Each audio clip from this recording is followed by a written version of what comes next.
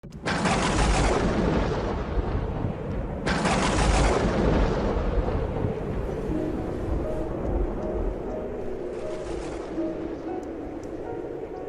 aquel tiempo dijo uno del público a Jesús: Maestro, dile a mi hermano que reparta conmigo la herencia.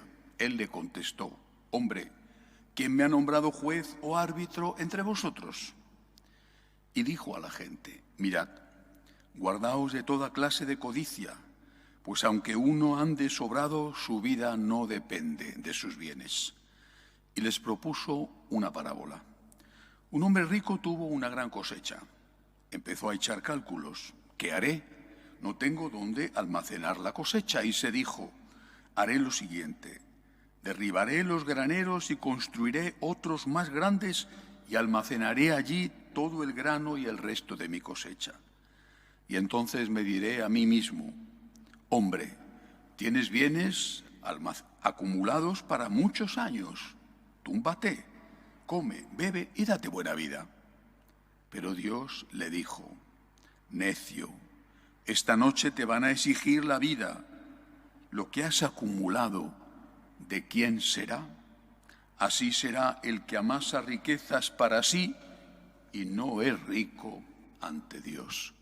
Palabra del Señor. Gloria a ti, Señor Jesús. Hoy la Iglesia celebra la memoria litúrgica de San Ignacio de Antioquía, un mártir a caballo entre el siglo I y el siglo II, un importante padre de la Iglesia, con unas cartas que fue escribiendo camino de Roma, donde le iban a martirizar y le martirizaron, y donde sobre todo dejó muy clara la conciencia que ya tenían en aquellos primeros pasos de la Iglesia sobre la función del obispo y sobre la función del obispo de Roma. Nada sin el obispo, decía San Ignacio de Antioquía.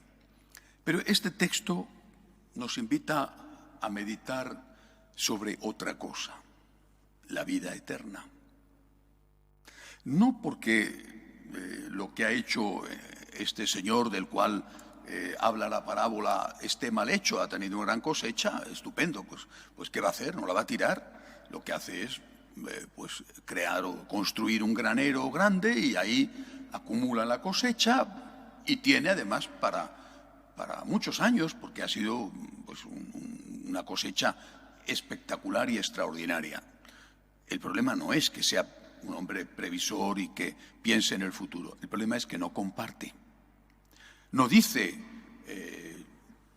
tengo mucha suerte, le debo a Dios mucho, claro que tengo que ser previsor, que lo mismo que ha venido una buena cosecha puede venir una mala y varios años de sequía.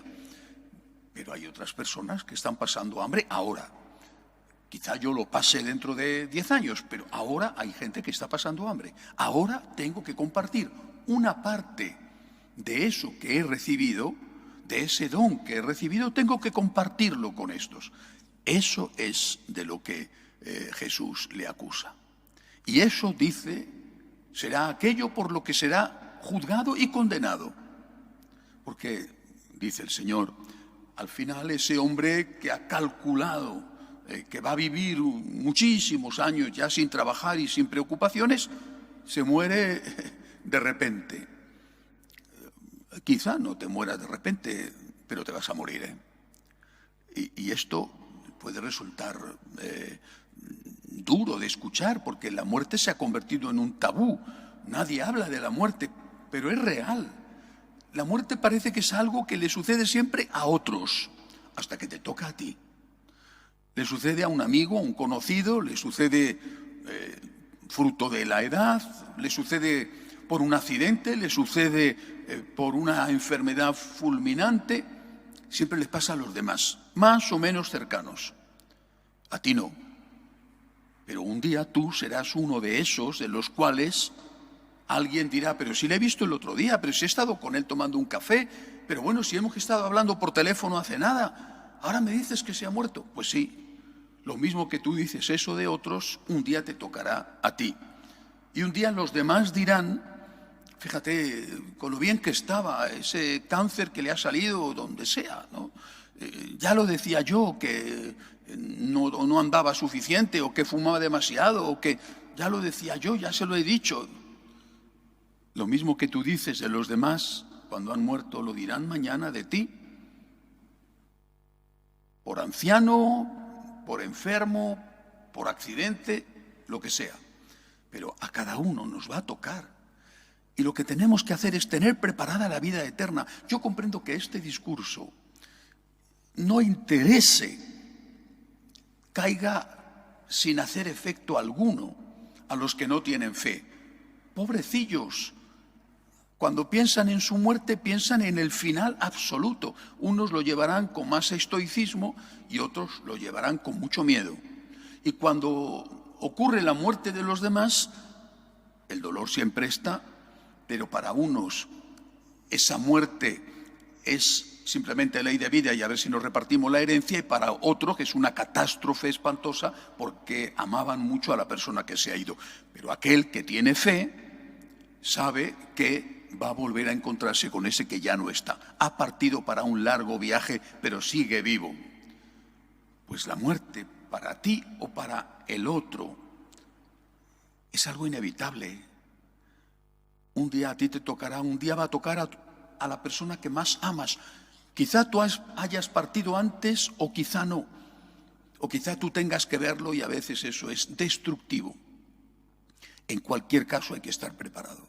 Y la mejor forma de estar preparado tú mismo es ser rico en misericordia, ser rico en generosidad, ser rico en limosnas. Y no me refiero solo a las limosnas del dinero, y también a esas, por supuesto. Ser rico en amor, ser rico en perdón, ser rico en acompañar al que lo necesita, ser rico en misericordia y en las obras de misericordia, las corporales y las espirituales. Y el mejor modo de ayudar al otro, sobre todo a esas personas que amas, es ayudarles a que hagan lo mismo, a que ellos también sean ricos en misericordia. A veces es muy difícil porque esas personas que tú amas han perdido la fe y te oyen hablar de estas cosas y te consideran un pájaro de mal agüero, porque en la muerte no hay que pensar, como si por no pensar en ella no fuera a venir. Bueno, pues tienes que oportunamente decírselo. Mira, el final nos llega a todos. Tú podrás creer que Dios no existe, pero si Dios existe no depende ni de mi fe ni de tu no fe. Y si Dios no existe, tampoco. Pero aunque no sea más que por si acaso, tienes que decirles, estate preparado. Imagínate que sí que existe y que te encuentras allí después de haber vivido no solo de espaldas a Él, sino de espaldas al prójimo. Te encuentras allí con las manos vacías. ¿Qué va a pasar? Ser ricos en misericordia es la mejor manera de preparar la vida eterna, de preparar el futuro que no acaba nunca. Dios existe, hay vida eterna. Prepárate, prepárate compartiendo, ayudando, practicando esas obras de misericordia. El pasado sábado hablé de la consagración. Insisto, consagrarnos al Sagrado Corazón, al Inmaculado Corazón de María, consagrarnos a Dios, decirle a Dios, soy todo tuyo, cuenta conmigo, aquí estoy, este hombre de barro que soy, este pecador que soy, quiere amarte y hacerte amar, cuenta conmigo. Una consagración que no puede ser solo sentimental. Para mí es el mayor peligro que corren aquellos que quieren consagrarse. Ya me he consagrado muchas veces, no te has consagrado ninguna, porque la consagración implica un cambio de vida, implica unos compromisos, implica una pertenencia, no solamente a la Iglesia, sino a una familia espiritual. Invito a que todo aquel que quiera prepararse para esta verdadera consagración durante 14 meses, durante este Vía Lucis, con 14 estaciones, hasta llegar al 8 de diciembre del año 23, para consagrarnos al Señor y a la Virgen, que me escriban.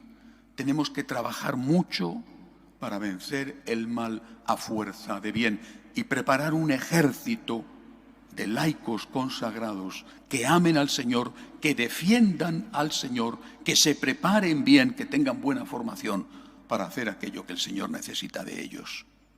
Que así sea.